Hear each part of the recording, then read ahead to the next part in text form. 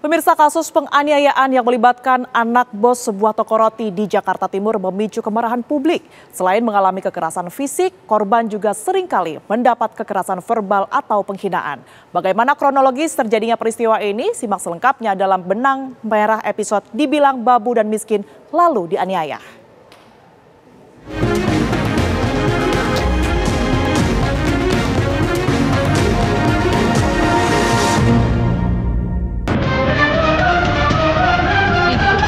Saya miskin, babu, dia juga sempat ngomong orang miskin kayak lu nggak bisa masukin gue ke penjara, gue ini kena hukum.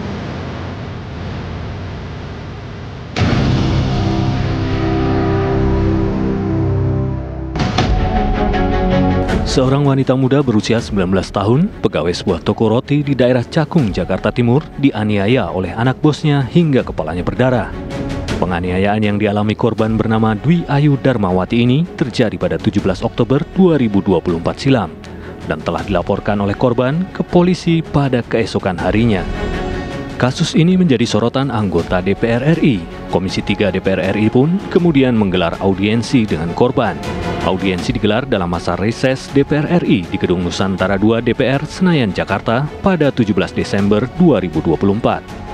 Ketua Komisi 3 DPR RI, Habibur Rahman, memimpin audiensi tersebut. Ya, teman-teman, rapat hari ini sudah mendapatkan izin khusus dari pimpinan DPR RI untuk diselenggarakan di masa reses, dan kita akan putuskan ini laksanakan secara terbuka ya, disetujui ya. Turut hadir dalam audiensi ini, Kapolres Metro Jakarta Timur, Kombes Nicholas Ari Lilipali. Ia menampilkan tangkapan layar barang bukti yang diamankan dalam kasus tersebut. Salah satunya, kursi kantor yang terlihat dilempar ke korban dalam video rekaman penganiayaan. Dugaan tindak pidana penganiayaan sebagaimana dimaksud dalam pasal 351 ayat 1 dan atau pasal 351 ayat 2 KUHP. Ini barang bukti yang kami sita. Yang pertama adalah satu buah kursi besi, satu buah loyang, satu buah mesin EDC BCA, satu buah patung pajangan. Saat layar ruang rapat menampilkan barang bukti tersebut, Habibur Rahman sempat menyoroti kursi kantor. Dia heran kursi tersebut digunakan untuk melakukan penganiayaan kepada korban. Kursi sebesar ini dilempar, astagfirullahaladzim. Dilempar ke Mbak Ayu ini, sebesar ini. Oke, lanjut. Di hadapan Komisi 3 DPR RI, korban mengungkap kronologi penganiayaan yang dilakukan George Sugama Halim, anak bos toko roti tempatnya bekerja. Dwi Ayu menjelaskan penganiayaan oleh George terjadi saat ia sedang bekerja pada 17 Oktober 2024 malam. Saya mau menceritakan tentang kejadian yang saya alami. Jadi posisinya saya kan lagi kerja. Tanggal berapa itu Mbak Dwi? Tanggal 17 Oktober jam 9 malam. Jam 9 malam 2024 ya. 17 Oktober 2024. Si pelaku dari luar masuk ke dalam toko, terus duduk di sofa, terus dia mesen GoFood. Beberapa saat kemudian, pengemudi ojek online yang mengantarkan makanan yang dipesan George tiba di toko roti. Namun, George menyuruh korban untuk mengantarkan makanan tersebut ke kamarnya. Setelah abang GoFoodnya datang, di situ dia menyuruh saya nganterin makanannya ke kamar pribadinya. Terus di situ saya nolak karena di situ bukan tugas saya juga, makanya saya nolak. George pun langsung marah dan melemparkan barang-barang ke arah korban saat permintaannya ditolak. Pas saya nolak berkali-kali, dia ngelempar saya pakai patung, terus ngelempar saya pakai bangku, habis itu ngelempar saya pakai mesin edisi BCA. Habis itu saya ditarik sama ayahnya si pelaku.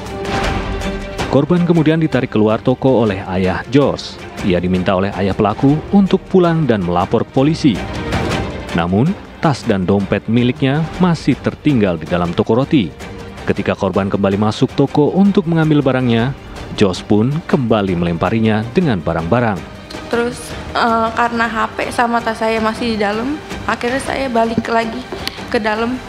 Tapi saya malah dilempari lagi pakai kursi. Akhirnya saya kabur ke belakang ke tempat banyak oven. Di situ saya nggak bisa kemana-mana. Akhirnya saya dilempari lagi pakai barang-barang.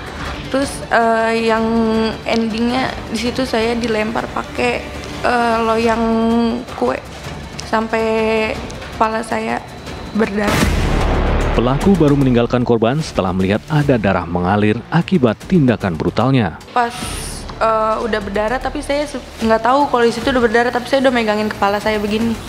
Terus dia mungkin dia udah ngeliat duluan darah, terus dia kabur ke belakang, baru saya bisa kabur keluar toko. Dwi Ayu mengungkapkan, George sudah berkali-kali melakukan kekerasan verbal dan fisik kepadanya. Bahkan, ia sempat berencana keluar dari pekerjaannya. Namun, urung dilakukan dengan syarat ia tidak mau lagi mengantar makanan ke kamar pelaku. Sebelum kejadian ini, dia juga pernah ngatain saya miskin, babu. Terus dia juga sempat ngomong, orang miskin kayak lu nggak bisa masukin gua ke penjara, gua nih kebal hukum. Dia sempat ngomong kayak gitu. Sementara itu, kekerasan fisik juga pernah dialaminya pada September silam. Saat itu, Jos juga melempar beberapa barang ke Dwi. Jadi ada kejadian lain sebelum kejadian itu? Iya, ada. Tanggal berapa kejadian yang lainnya, Bu? Bulan September. Oh, jadi sering dia melakukan hal seperti itu. Selain kepada Mbak Dwi, ke karyawan lain ada dilakukan juga? Kalau ke karyawan yang lain mungkin dari mulut aja. Omongan, verbal. Oke, tapi yang Mbak Dwi bulan September sudah pernah dilempar juga? Iya, tapi di situ dia lempar saya pakai tempat solasi, itu kena kaki saya. Kena kaki? Oke. Kalau terus dia juga lempar saya pakai meja, tapi nggak kena. Nggak kena. Nah, yang makanya dia ngomong karena merujuk ke kejadian sebelumnya bahwa dia kebal hukum. Ketua Komisi 3 DPR RI, Habibur Rahman, sempat mempertanyakan perbuatan pelaku tersebut kepada Kapolres Jakarta Timur, Kombes Nicholas Ari Lilipali. Pelaku ini kasat mata terlihat dia sakit jiwa atau apa sih? Mohon izin Pak, itu kalau kasat matanya seperti yang disampaikan oleh Bapak yang terhormat Ketua, tapi kami tidak bisa mengejas ataupun kami tidak bisa menentukan. Tega itu gitu kan? Kami akan melakukan pemeriksaan. Jadi kayak bukan manusia gitu loh. Kami akan melakukan pemeriksaan psikologis yang bersangkutan. Iya, tapi jangan jadi alasan pemaaf nanti, Pak. Siap. Ya. Oke. Ketua Komisi 3 DPR RI, Habibur Rahman pun meminta agar polisi tidak membebaskan tersangka dengan dalih gangguan kejiwaan atau kesehatan mental. Menurutnya, pelaku nampak bisa beraktivitas secara normal.